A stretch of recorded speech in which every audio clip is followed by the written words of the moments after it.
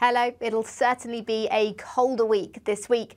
There's also some snow potential later on in the week, but exactly how much snow will fall and where exactly we're expecting it is still quite uncertain. More on that a little bit later, but for now I'll talk about Tuesday and Wednesday where things are a little bit more simple. So we've got low pressure through Monday evening clearing off to the southeast, taking with it much of the rain many of us will have seen through Monday. And that leaves us in a fairly slack setup. You can see not too many isobars across the country, so a bit more of a settled interlude to come for the next couple of days.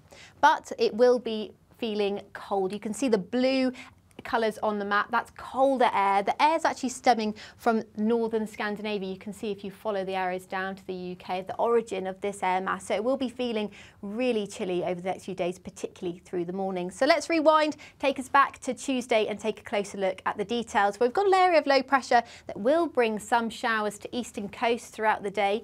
Those showers will fall as snow over the hills of Scotland on Tuesday morning, and then snow is more likely to lower levels across these northeastern areas by the evening. But the snow will be fairly limited with not too many accumulations expected. You can see though elsewhere it's fairly fine and dry, quite a lot of clear and dry weather around, so it will be a nice crisp sunny day for many on Tuesday. Having said that though, it will feel cold, temperatures really struggling, only reaching 5 or 6 degrees in many areas, and across parts of Scotland will keep a frost through much of the day. Then it'll be a very frosty start to Tuesday more widely, with clearer spells overnight to allow a crisp start to the day, and the frost will stay across much of south-eastern Scotland, in parts of northwestern England as well, and temperatures generally struggling once again, so a colder feel yet again on Wednesday compared to Tuesday. There'll be a bit more cloud around as well, showers of snow still persisting across the northern areas of Scotland, and we could see them now and again across eastern areas of England as well as southeastern Scotland too. In the south and west you can see there's a bit more cloud around and some showers, and that's because we're a little bit closer to this area of rain. Now this area of rain is an area of low pressure, and that is where the uncertainty starts to creep in through Thursday and Friday. So you can see we've got one area of low pressure to start on Wednesday, but as I go through this sequence you can see this low pressure swings round to the south of the UK and bumps up into the southeast through Thursday and Friday before it then is expected to clear away for the weekend. Now if I just rewind that sequence and we can take another look, but this time with the air masses on. So you can see we've got that colder air centred to the north. That's the cold air we'll see through Tuesday and Wednesday. So we're starting in quite a chilly place across the UK. And this low pressure is going to be pulling up this milder, moister air from the south and west. And it's how this moister air comes up from the south and west and bumps into this colder air. And that could potentially bring some snow to southern areas, most likely expected over hills, if at all.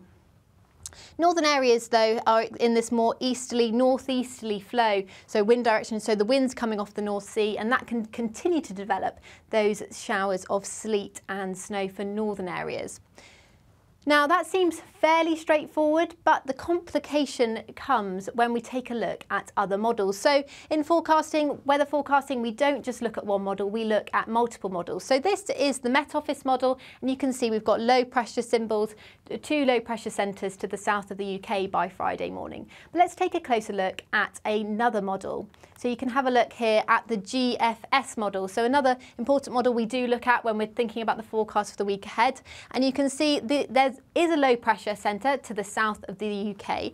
But this time the low pressure is deeper, and also there's only one low pressure. It's also centred a little bit further north, and in this scenario we get more of that moist air bumping into the cold air, and it means that it's more likely, we would be more likely to see some snow in southern areas. However, this scenario is the lesser likely scenario. Instead, we could look at another model, the ECMWF model, where you can see there's actually no low pressure centre here at all. In fact, this is the remnants of the low pressure right to the far southeast, and all of the UK is in this northeasterly flow. So we could see some showers in this scenario again along eastern coast, but in the south it wouldn't be cold enough to see any showers, as we don't have any mountains high enough for any of this to fall as snow. So this is one potential scenario, and you can see that the final one is the Met Office model as well, which I showed earlier. This is it in the same format. You can see these two low pressure symbols just to remind you. So this would bring an area of rain to the south that could just bump into some colder air on the north. So you can see there's still some significant differences between the different model output, and therefore it's still very uncertain as to exactly what will happen on Thursday and Friday, particularly in the south. But in all scenarios, we've got this easterly flow across northern areas, so we're likely to continue to see some snow showers falling across the high ground of northern England as well as Scotland. So let's take a look at what we can say about Thursday and Friday for many. So it's going to be cold and frosty, so still a continued risk of frosts through Thursday morning and Friday morning, as well as into the weekend too. And the risk of snow showers and sleet showers across northern areas is going to continue. And this is where the uncertainty is, how likely any snow is in the south. It is certainly possible, but it is very unlikely to be to lower levels at this stage. However, the forecast can change throughout the week, and so it's important that you keep up to date with the details with this one. So subscribe to our YouTube channel. I'll see you later.